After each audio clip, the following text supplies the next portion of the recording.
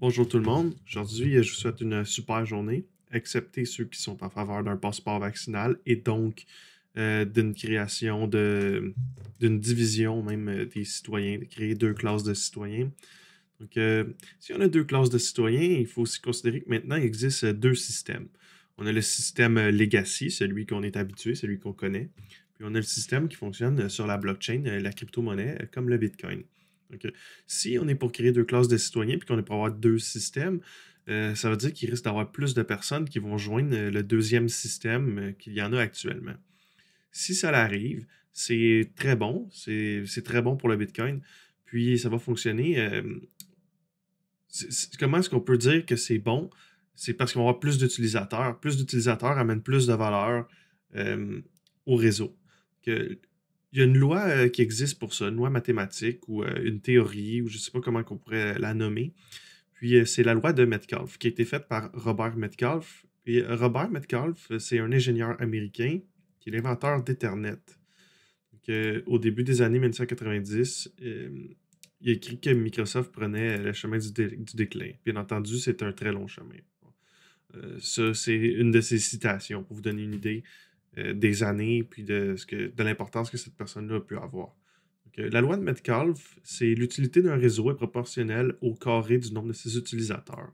Donc, le nombre d'utilisateurs au carré, puis plus le nombre est haut, plus l'utilité du réseau est bonne ou haute.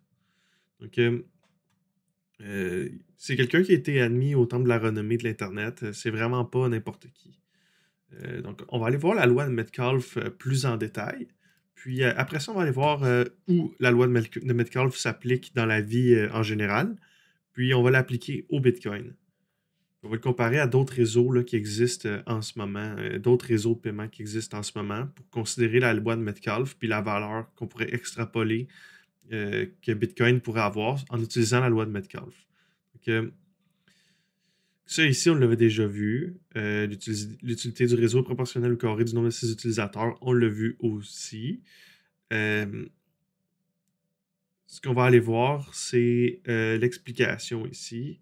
Donc, même chose probablement, là, c'est la loi de Metcalfe explique les effets de réseau liés aux technologies de l'information. Donc, ça peut être vraiment n'importe quoi. Un réseau de technologies de l'information. Ça peut être euh, un réseau social, une compagnie informatique, ça peut être Microsoft, Google, Amazon, name it. C'est vraiment tout ce qui fonctionne par un effet de réseau en ligne.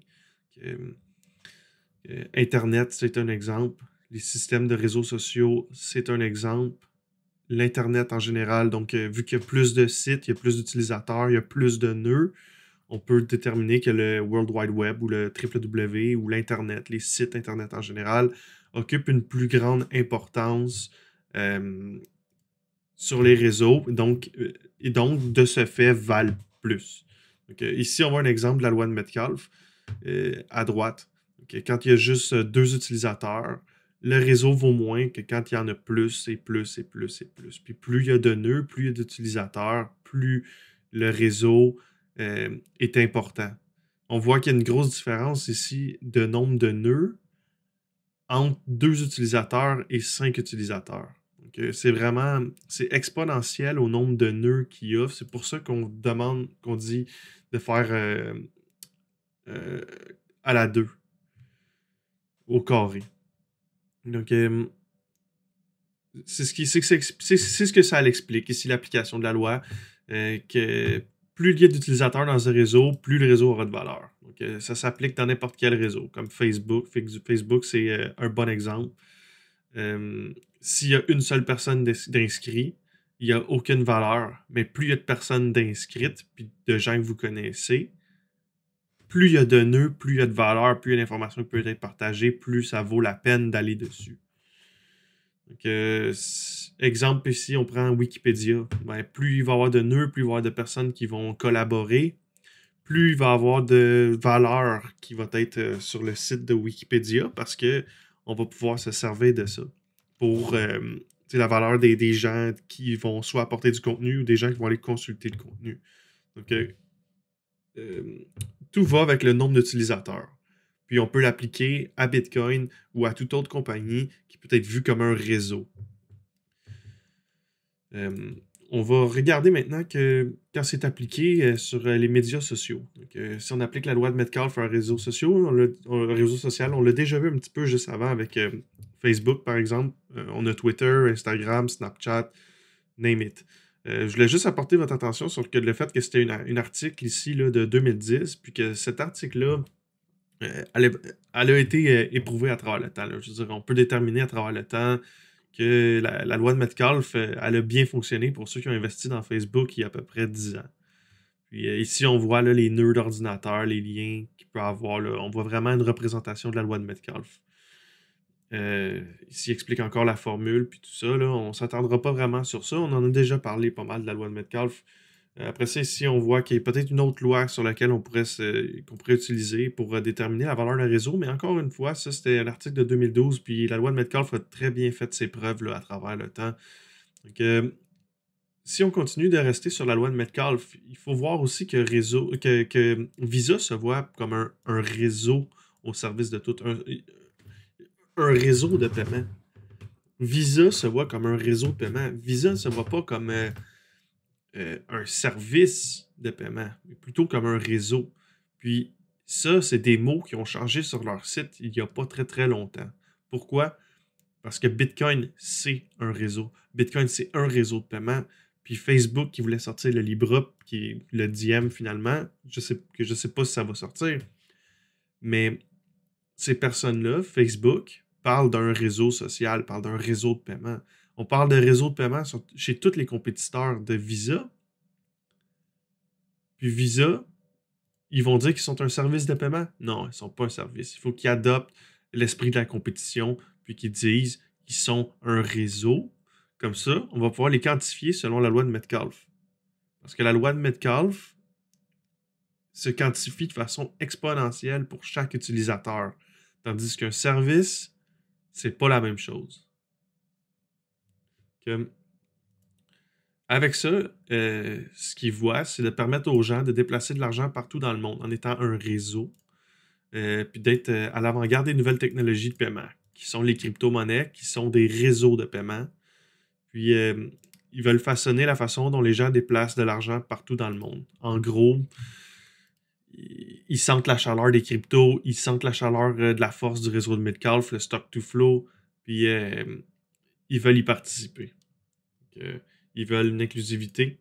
Ils sont déterminés à élargir l'accès aux personnes sans services financiers parce que les cryptos le permettent. Maintenant, ils ont besoin d'utilisateurs. Puis, ils vont aller chercher tous les utilisateurs qu'ils peuvent avoir, contrairement à avant, où ils étaient picky, puis ils sélectionnaient qui ils prenaient.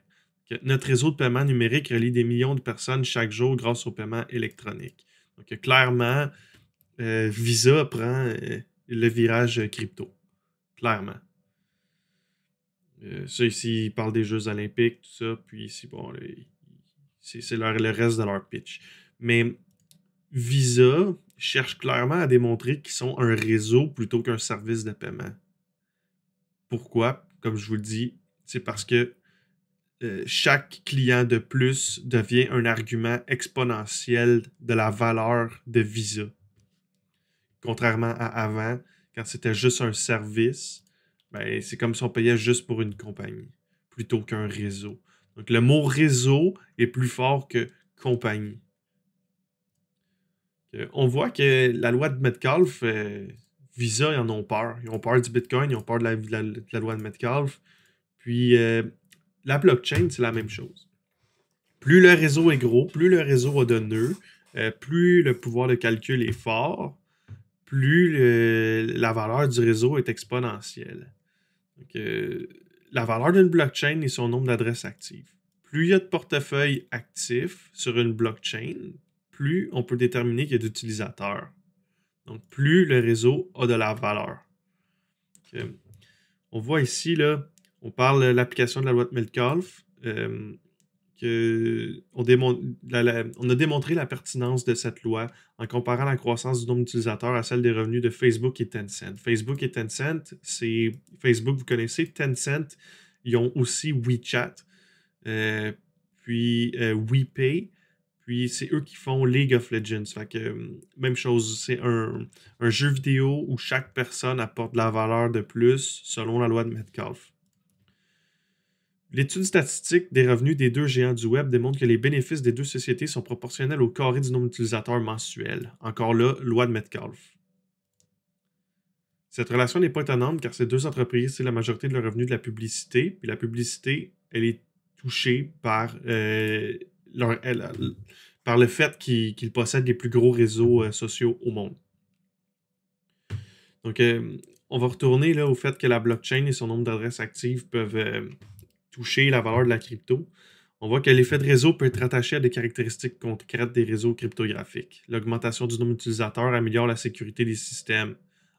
Donc, si le système est plus sécuritaire, plus ça vaut cher. Plus le hash rate est haut, plus ça vaut cher. Plus il y a de nœuds, plus ça vaut cher. Plus il y a de portefeuilles, plus ça vaut cher. Donc, la question, c'est, pensez-vous que tous ces chiffres-là, toutes ces variables-là, toutes ces caractéristiques-là qui peuvent s'appliquer à la loi de Metcalfe, pensez-vous qu'elles vont augmenter à travers le temps dans les prochaines années? Si la réponse est oui, dans votre tête, je vois pas pourquoi est-ce que vous possédez pas de Bitcoin ou je vois pas pourquoi est-ce que vous en avez pas plus que vous en avez en ce moment. Donc, la transposabilité de cette loi aux cryptoactifs a été démontrée à plusieurs reprises, notamment par Jacob Franek, qui a étudié la corrélation des devises numériques majeures avec la loi de Metcalfe. Le prix d'actifs tels que le Bitcoin ou l'Ether entretient un coefficient de corrélation proche de 100% avec le nombre d'adresses actives. C'est énorme. C'est énorme. Un coefficient de corrélation proche de 100%, c'est énorme. Le stock to flow, il y a un coefficient de corrélation à 95%. Puis c'est vu comme un des modèles les plus accurate qui est jamais sorti dans toute l'histoire de la finance. Donc, un modèle avec un coefficient de corrélation de 100%, là, c'est énorme. Okay? Ça, c'est la loi de Metcalfe appliquée selon le Bitcoin. Donc, la loi de Metcalfe en ratio, c'est ce qui est en rouge ici. La loi de Metcalfe, ensuite, les lignes de tendance. C'est celui-là ici en mauve, selon la loi de Metcalfe normale. Puis BTC USD, on a ici. La loi de Metcalfe puis BTC, c'est corrélé. C'est clairement ça qui drive la valeur. En plus qu'on ait le stock to flow, qui nous démontre aussi la rareté du réseau. Ici, on voit là, encore une fois qu'il parle de la loi de Metcalfe puis tout ça. Puis du stock to flow. Je pense que je vais pas mal finir ça comme ça. Mais juste avant, dernière chose à vous présenter, c'est, pensez-vous, ici on voit là, les autres, d'autres compagnies qui pourraient être soumises à la loi de Metcalfe, selon le nombre d'utilisateurs, puis tout ça, puis la grosseur du réseau. Mais Bitcoin est classé comme la 9e plus grosse compagnie au monde, si on le met comme une compagnie, juste en dessous de Facebook. Mais au nombre d'utilisateurs que Facebook a en ce moment, puis au nombre d'utilisateurs que Bitcoin a en ce moment, on a seulement une différence de 100 billions, on va dire. Mais quand on va avoir autant d'utilisateurs sur Bitcoin que sur Facebook, si on suit la loi de Metcalfe, ça va être ridicule, ça ici. Parce que Facebook, il ne faut pas oublier non plus que un utilisateur qui arrive sur Facebook, il arrive sur Facebook, il va peut-être amener quelques amis avec lui. Mais quelqu'un qui arrive sur Bitcoin, il peut décider qu'il emmène 1 milliard avec lui, puis tout à coup, le réseau vient de trouver 1 milliard de soldats pour faire augmenter sa valeur, qui sont les 1 milliard de dollars.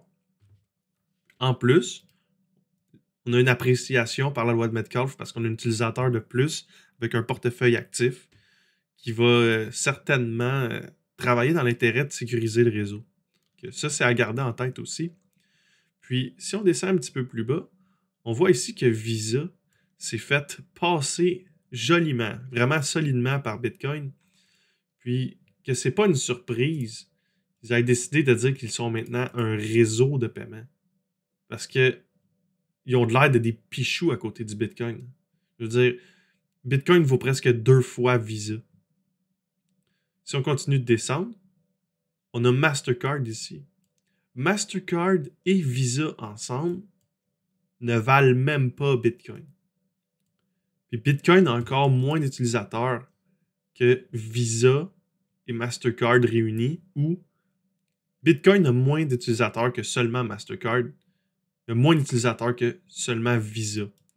J'espère que vous réalisez à quel point on est early, à quel point on est tôt dans cette aventure-là, puis dans cette croissance-là d'un réseau de crypto-monnaies, un réseau de paiement indépendant qui se sécurise de lui-même par les utilisateurs, puis dans lequel, chaque fois qu'il y a un utilisateur qui arrive, il amène une armée d'argent avec lui, que les autres services de paiement ou les autres réseaux de paiement n'ont pas.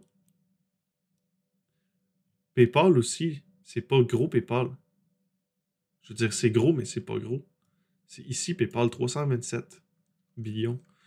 À 327 billions, plus 351 billions, plus, on va dire ici, Visa à 510 billions, ça veut dire qu'à 1,1 trillion, OK, ça veut dire que quand Bitcoin va valoir à peu près Facebook, Bitcoin va valoir plus que PayPal, Visa et Mastercard réunis.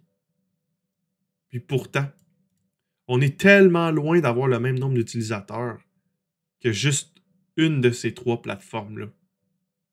Que si la loi de Metcalfe s'applique à ça, qu'elle continue de s'y appliquer, le Bitcoin, là, ça va être fou. Les prix sur le Bitcoin vont être fous. Parce que la croissance du réseau va être exponentielle par le nombre de personnes qui vont rentrer. Donc, l'argent qui va être injecté à cause de ça dans la compagnie, dans le Bitcoin, va être exponentiel aussi, ce qui va entraîner d'autres utilisateurs, puis une hausse des nœuds d'une façon exponentielle de la loi de Metcalfe qui va justifier le fait qu'on peut valoriser ce réseau-là d'une façon énorme et incroyable. Donc, encore une fois, bonne journée à tous ceux qui sont en faveur qu'il n'y ait pas de passeport vaccinal. Puis, tous ceux qui sont en faveur qu'il y en ait un, je vous souhaite une mauvaise journée. Puis, si le système vous renie et vous refuse, dites-vous que le Bitcoin, lui, il refuse personne. Il fait aucune discrimination. Puis, il donne accès à tous et chacun à un compte de crypto actif. Ce que les autres réseaux de paiement ou ceux qui se disent être devenus un réseau de paiement ne faisaient pas avant. Avant, ces compagnies-là, Visa, Mastercard, discriminaient les personnes qui trouvaient qu'ils n'étaient pas assez riches ou qui n'étaient pas dans leur zone. Ou c'était vraiment du favoritisme ou juste... Je pense que j'ai pas besoin de m'expliquer plus que ça. Vous savez ce que je veux dire. Donc, ça va être tout. Encore une fois, bonne journée à ceux à qui je souhaite bonne journée. Les autres, j'espère que vous avez changé la vie aujourd'hui. Bonne journée.